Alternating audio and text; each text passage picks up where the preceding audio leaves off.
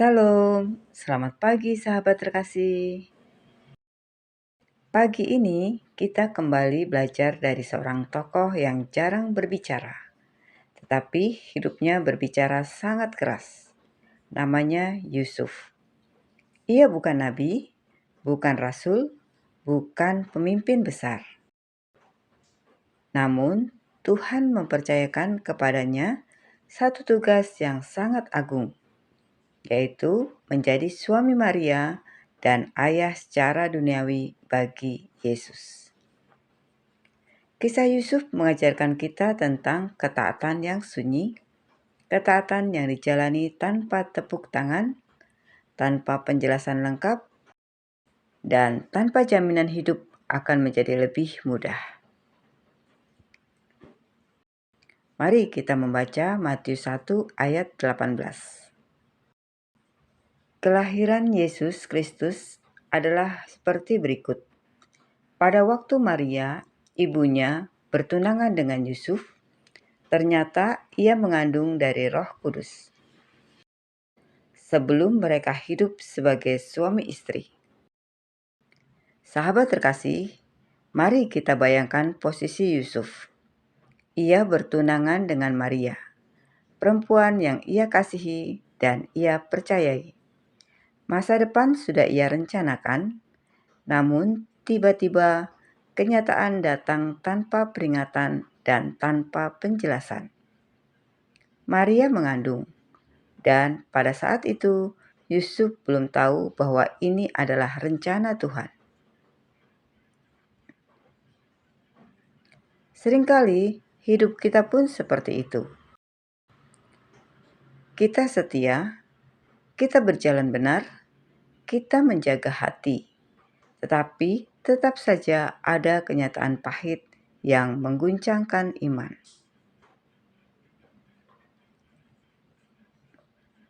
Sahabat terkasih, disinilah kita perlu memahami konteks budaya Yahudi supaya kisah ini tidak membingungkan. Pada zaman Yesus, pernikahan Yahudi memiliki dua fase.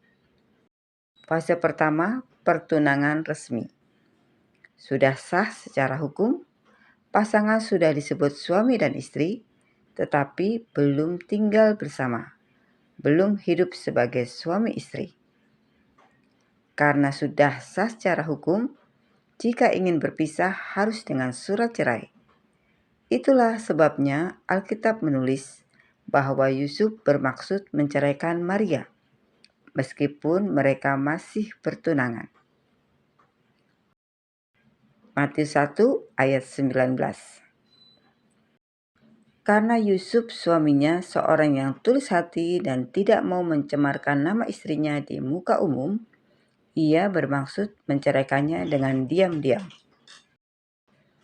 Maria sudah disebut istrinya, meski mereka belum serumah. Fase kedua, menikah dan tinggal bersama. Suami membawa istri ke rumahnya, mereka mulai hidup bersama, biasanya ada pesta pernikahan.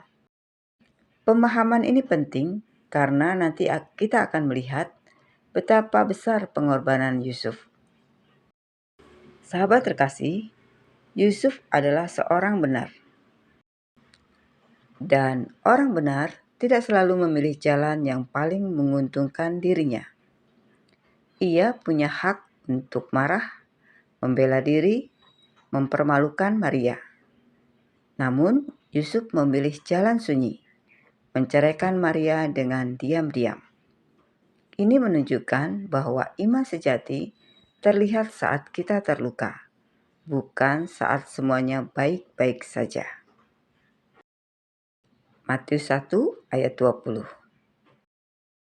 Tetapi ketika ia mempertimbangkan maksud itu, malaikat Tuhan tampak kepadanya dalam mimpi dan berkata, "Yusuf, anak Daud, janganlah engkau takut mengambil Maria sebagai istrimu. Sebab anak yang di dalam kandungannya adalah dari Roh Kudus."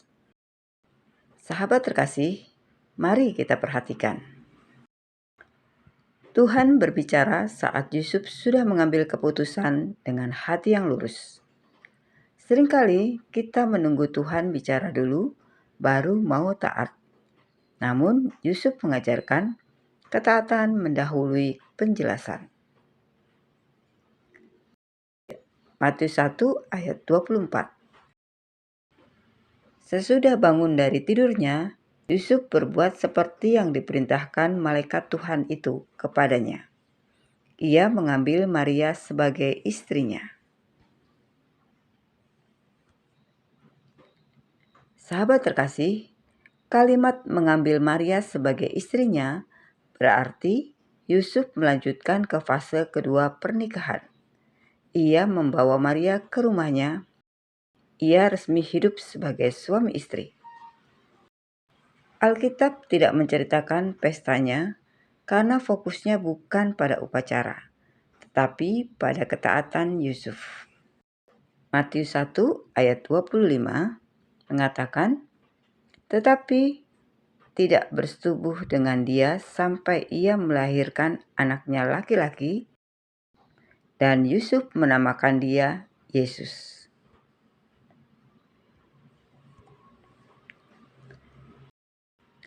Sahabat terkasih, ini bukan berarti mereka tidak menikah. Justru sebaliknya, ini menunjukkan penguasaan diri dan ketaatan Yusuf. Yusuf taat bukan hanya sebagai orang percaya, tetapi juga sebagai suami. Ia menjalani pernikahan tanpa kenyamanan, tanpa pembelaan diri, tanpa menikmati haknya. Sahabat terkasih, Yusuf mengajarkan kita bahwa Tuhan melihat ketaatan yang dilakukan dalam sunyi.